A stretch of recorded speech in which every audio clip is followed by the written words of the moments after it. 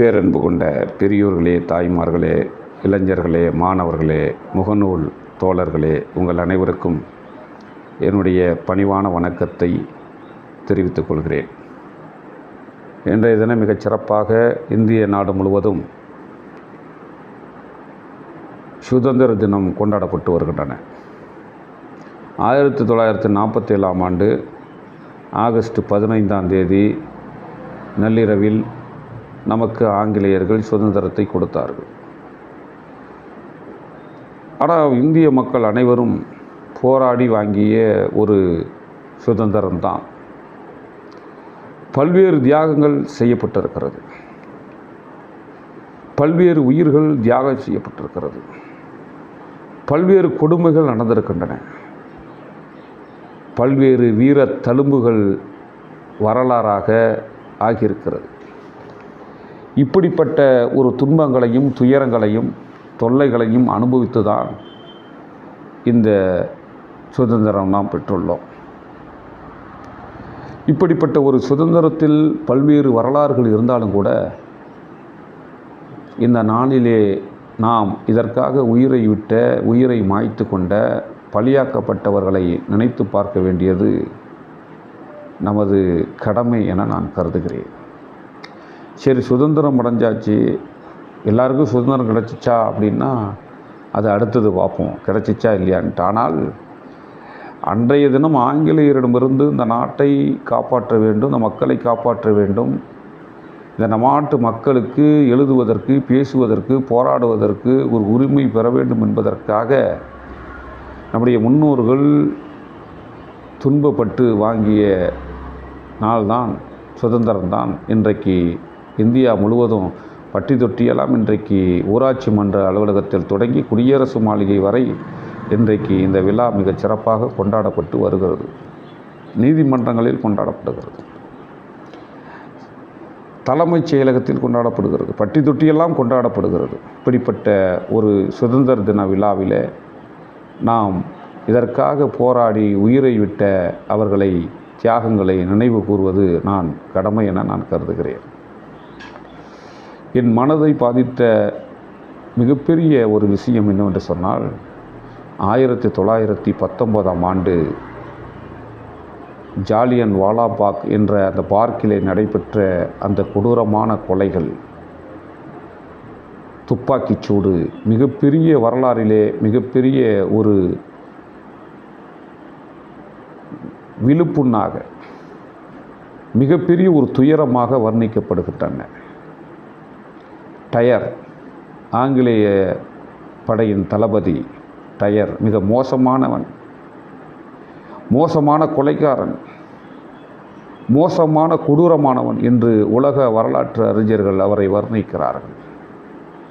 எப்படி மகாத்மா காந்தியை கோட்சே என்கின்ற ஒரு கொடியவன், கொடூரன், மதவாத ரீதியாக இந்து மத வெறியனாக போய் சுட்டு கொன்று இன்றைக்கு அழியா மிகப்பெரிய ஒரு அவலத்தை தன் பெயருக்கு ஏற்படுத்தி கொண்டானோ, அதுபோல இன்றைக்கு எட்டப்பன் என்று சொல்லக்கூடிய கட்டபொம்மனை காட்டி கொடுத்த அந்த எட்டப்பனுக்கு எப்படி ஒரு துரோக வரலாறு இந்த வரலாற்றில் இருப்பது போல, இன்றைக்கு இயேசுநாதரை 12 சீடர்களில் யூதாஸ் என்ற ஒரு சீடன் எப்படி இயேசுநாதரை காட்டி கொடுத்தார் என்கின்ற துரோக வரலாறு யூதாஸுக்கு இருப்பது போல, வரலாறிலே அருமை நண்பர்களே, மாணவ செல்வங்களே, நீங்கள் எண்ணி பார்க்க வேண்டும். வரலாற்று ஆசிரியர்கள் இந்த டயர், ஆங்கிலேய தளபதி டயரை அப்படிதான் சித்தரித்து வைத்திருக்கிறார்கள். மிக மோசமான அமிர்தசரஸ், பஞ்சாப் மாநிலத்திலே அமிர்தசரஸ் என்ற ஒரு பகுதி, அங்கே ஜாலியன் வாலாபாக் என்கிற ஒரு இடம், 20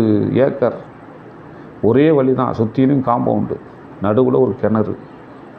கிட்டத்தட்ட பைசாகி என்று சொல்லக்கூடிய அறுவடை திருநாளை கொண்டாட வேண்டும், குதூகலமாக கொண்டாட வேண்டும், துன்பங்களை மறந்து இன்பங்களை மறந்து உற்றார் உணவர்களோடு நண்பர்களோடு அனைத்து மதத்தினரும் அனைத்து ஜாதியினரும் ஒன்றாக சேர்ந்து விழா கொண்டாட வேண்டும் என்பதற்காக அங்கே ஒரு கூட்டம் கூடியது. கிட்டத்தட்ட 20,000 பேர், 20,000 பேர் அந்த மகிழ்ச்சி வெள்ளத்தில், மகிழ்ச்சி துள்ளலில் தன்னை மறந்து கர்ப்பிணி பெண்கள், வயதானவர்கள், பாட்டிகள், தாத்தாக்கள், சின்ன சிறார்கள், வயிற்றிலே குழந்தையை சுமந்திருக்கிற தாய்மார்கள் உட்பட அங்கே குழுமி இருந்தபோது ஆங்கிலேய அந்த ஏகாதிபத்திய வெறிபிடித்த அந்த ஆங்கிலேயன் என்று சொல்லக்கூடிய அந்த தளபதி டயர் தலைமையிலே ஒரு அணி படை வீரர்கள் சென்று சிட்டுக்குருவிகளை சுட்டு தள்ளுவது போல சுட்டு தள்ளினாடே 1500 பேருக்கு மேலே பலியாக்கப்பட்டார்கள். 1300 பேர் படுகாயமடைந்தார்கள். அதிலே 160 பேர் மிகுந்த படுகாயமடைந்தார்கள் என்பதை புள்ளி விவரங்கள் சொல்லுகின்றன. ஏன் அப்படி சுட்டான்னா, ஏன் எதுக்கு என்ன அப்படின்னு கேள்வி கேட்கக்கூடாது ஆங்கிலேயனை பார்த்து. அப்போ தான் அந்த ரவுலட் சட்டம் அப்படிங்கிறத கொண்டு வந்தோம். அந்த ரவுலட் சட்டத்தினுடைய என்ன உள்ளடக்கம் அப்படின்னு சொன்னால், ஏன் எதுக்கு என்ன அப்படின்னு ஆங்கிலேயனை கேள்வி கேட்கக்கூடாது, ஆங்கிலேயனை விமர்சனம் பண்ணக்கூடாது, போராட்டத்துக்கு எதிராக பேசக்கூடாது. அப்படி பேசினா விசாரணையே இல்லாமல் பிடிச்சி உள்ளே போடலாம். அப்படி தான் ரவுலட் சட்டம். அந்த சட்டம் அமுல்படுத்தப்பட்ட அந்த காலகட்டத்தில் தான் இந்த சம்பவம் 1919ஆம் ஆண்டு அங்கே நடைபெற்றது. 1500 நபர்களுக்கு மேலே சுட்டு கொல்லப்பட்டார்கள். எந்த முன்னறிவிப்பும் சொல்லலை. உயர் அதிகாரிகிட்ட டயர் போய் அனுமதி கேட்கல, நான் சுட போகிறேன் அனுமதி தரீங்களா அப்படின்னு கேட்கல. காட்டு தர்பார் பண்ணான் டயர். அந்த காட்டு தர்பார் பண்ணி உயர்ந்த ரக துப்பாக்கி, அந்த காலகட்டத்தில் நவீன ரக துப்பாக்கியை வச்சு சுட்டு தள்ளி சுக்குநூறாக்கணும் அந்த இடத்தையே. அங்கே இறந்து போன அந்த 1500 சடலங்களை அன்னைக்கு எடுக்கலை. கிட்டத்தட்ட 3 நாள் அந்த இடத்துல கடந்திருக்கு. அந்த ரத்தம், அந்த மண்ணிலே இந்திய குடிமக்களுடைய ரத்தம் தோய்ந்து கிடந்தது அந்த இடத்துல. பெரிய வரலாற்று சம்பவம் இல்லை இது. பெரிய தியாகம். இந்த தியாகத்தில் உருவாக்கப்பட்ட ஒரு மாவீரன் தான் பகத்சிங். தன்னுடைய பள்ளிக்கூடத்திலே இருக்கிற வகுப்பறையிலிருந்து அந்த இடத்தை பார்க்க வேண்டும் சென்ற அந்த சின்ன வயது பிராயலத்திலே போன அந்த பகத்சிங் தான் தூக்கு மேடை ஏறி இன்குலாப் ஜிந்தாபாத் என்று முழக்கமிடக்கூடிய அளவிற்கு ஒரு போராளியாக வளர்ந்தான் என்று சொன்னால், அவனை அந்த போராளியாக உருவாக்கிய சம்பவம் இந்த ஜாலியன் வாலாபாக் கொடூர படுகொலை. இப்படிப்பட்ட கொலை அந்த பார்த்திங்கன்னா சுட்டுக்கிட்டு இருக்கும் போதே அதில் ஒரு நடுவில் ஒரு கிணறு இருந்துச்சு, ஆழமான கிணறு. அதில் ஒரு 100-150 பேர் உள்ளே போய் குதித்து செத்து போயிட்டாங்க. துப்பாக்கி ஷூட்லேருந்து தப்பிக்கிறதுக்கு அதில் போய் விழுந்து செத்து போன மக்கள் யாராலும். இப்படிப்பட்ட பல்லாயிரக்கணக்கான உயிர்களை இழந்துதான் இந்த சுதந்திரம் நாம் பெற்று இன்றைக்கு கொடியேற்றி கொண்டிருக்கிறோம். இந்த நேரத்தில் அவர்களுக்கெல்லாம் ஒரு வீர வணக்கத்தை நாம் தெரிவித்து கொள்ள வேண்டும். சும்மா கொடியேற்றணும், மிட்டாய் கொடுத்தாங்க, சப்பிட்டு போனோம் அப்படிங்கிறது கிடையாது. ஆனால் இப்படிப்பட்ட ஒரு சூழ்நிலையிலே நண்பர்களே, இது ஒரு பக்கம் இருந்தாலும் சரி, சுதந்திரம் பெற்றாச்சு. அந்த சுதந்திரத்தை பார்த்திங்கன்னா இன்றைக்கி உண்மையிலேயே அந்த சுதந்திரம் நமக்கு கிடச்சிருச்சா அப்படின்னு பார்த்திங்கன்னா இது ஒரு பார்ட்டு. அந்த சுதந்திரம் வெள்ளைக்காரனிடமிருந்து கொள்ளைக்காரனிடம் போனது அப்படின்னு தான் பெரியார் சொல்கிறார். வெள்ளைக்காரன்ட்டு மாறி இருக்க தவிர இன்னும் உள்நாட்டு சுதந்திரத்துக்கு மிகப்பெரிய ஒரு போராட வேண்டியிருக்கு. எவ்வளவு கொடுமைகள் இன்றைக்கி நாட்டில் நடக்குது. சுதந்திரம் அடைஞ்சு இத்தனை ஆண்டுக்கு பின்னாலும் கொடுமை நடக்குதா இல்லையா? டீ கடையில் 2 டம்ளர் முறை தென் மாவட்டங்களில். உயர் ஜாதிக்காரன் வந்தால் அவனுக்கு ஒரு டம்ளரு. சேரியிலேருந்து வந்தால் நம்ம ஆள் இங்கேருந்து போனாக்கா அவனுக்கு ஒரு டம்ளரு. 2 டம்ளர் முறை நடக்குதா இல்லையா? பஞ்சாயத்து பேசி திருச்சிக்கு பக்கத்தில் மணப்பாறையில் தாழ்த்தப்பட்டவர்கள் வசிக்கக்கூடிய பகுதியிலேருந்து ஒருத்தனை அடித்து இழுத்துட்டு அவனை ஒரு தட்டில் மலத்தை எடுத்து வச்சு சாப்பிட சொன்ன ஒரு சம்பவம் இந்த நாட்டில் நடக்கலையா? இன்றைக்கும் பார்த்திங்கன்னா போய் வாட்டர் டேங்கில் கொண்டு போய் மலத்தெல்லாம் சேகரித்து கொண்டு போய் தாழ்த்தப்பட்ட மக்கள் இந்த மலத்தோடு தண்ணி குடிக்கணும் அப்படின்னு சொல்லி ஒரு கேவலமான சிந்தனை, கேவலமான புத்தி, கேவலமான ஜாதி புத்தியை கொண்ட மக்கள் இன்றைக்கும் இந்த சுதந்திர நாட்டில் வாழ்ந்துக்கிட்டு தானே இருக்கான். ஜாதி வெறி பிடித்தவர்களாக. இன்றைக்கும் விழுப்புரம் பக்கத்தில் ஒரு தாழ்த்தப்பட்ட சகோதரி ஊராட்சி மன்ற தலைவர், அந்த ஊராட்சி மன்ற தலைவர் போய் ஒரு சுதந்திர தினத்திலிருந்து சுதந்திர கொடியை ஏற்ற முடியலையே. ஏற்றக்கூடாது, நாற்காலியில் உட்காரக்கூடாது, கீழே உட்காருங்கிறான் அங்கே இருக்கிறவன். சாதி வெறி பிடித்தவர்கள். அது மாத்திரமல்ல அருமை நண்பர்களே, இன்றைக்கி பார்த்தீங்கன்னா பல கொடுமைகள். கௌரவ கொலை. வேறு ஜாதி ஒரு பொண்ணை வேறு ஜாதிக்காரன் திருமணம் பண்ணிவிட்டால் போடு, வெட்டி கொள்ளு, கௌரவ கொலை. நடக்குதா இல்லையா? இளவரசன் எத்தனையோ சொல்லலாமே, கோகுல்ராஜ் சொல்லலாமே.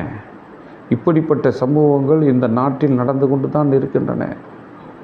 இதுக்கு மிகப்பெரிய ஒரு போர்க்களத்தை, சுதந்திர போராட்டத்தை, 2வது கட்ட சுதந்திர போராட்டத்தை நான் தொடங்கி நடத்தி கொண்டு இருக்கிறோம். கோயிலுக்குள்ளே போக முடியே சாமி கும்பிட்றதுக்கு. சாமி கும்பிட்றது உடன்பாடு கிடையாது, முட்டாள்தனம் பண்ண நான் சொல்லுவேன். அது முட்டாள்தனம், மூட நம்பிக்கைன்னு நான் சொல்லுவேன்.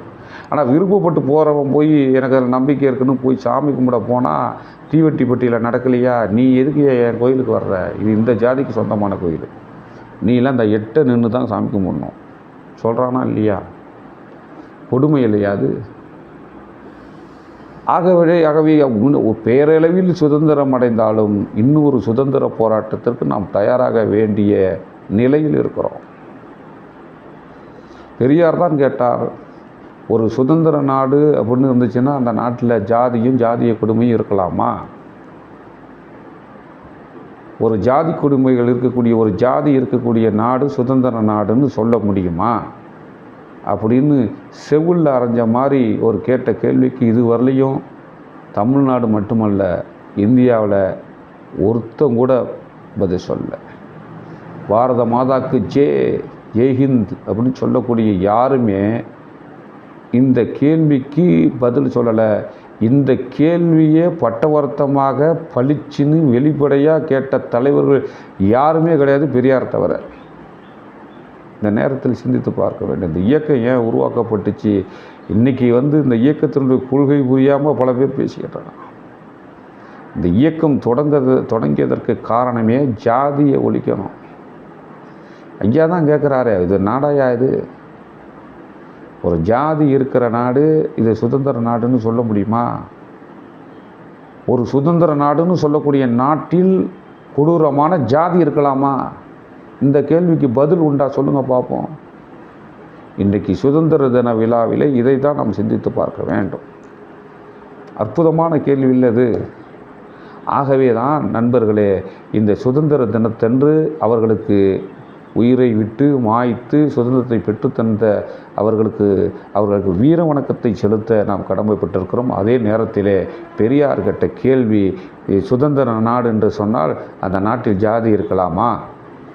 ஜாதி இருக்கிற நாடு அது சுதந்திர நாடாக இருக்க முடியுமா என்ற கேள்வி நம் மனதில் ஆணித்தனமாக பதிய வேண்டும். இந்த கொடுமைகளெல்லாம் ஒழிப்பதற்கு தந்தை பெரியாருடைய வழியிலே நாம் 2வது ஒரு சுதந்திர போராட்டத்தை நடத்த வேண்டும். இளைஞர்களே, நீங்கள் அல்கூர்ந்து எண்ணி பார்க்க வேண்டும்.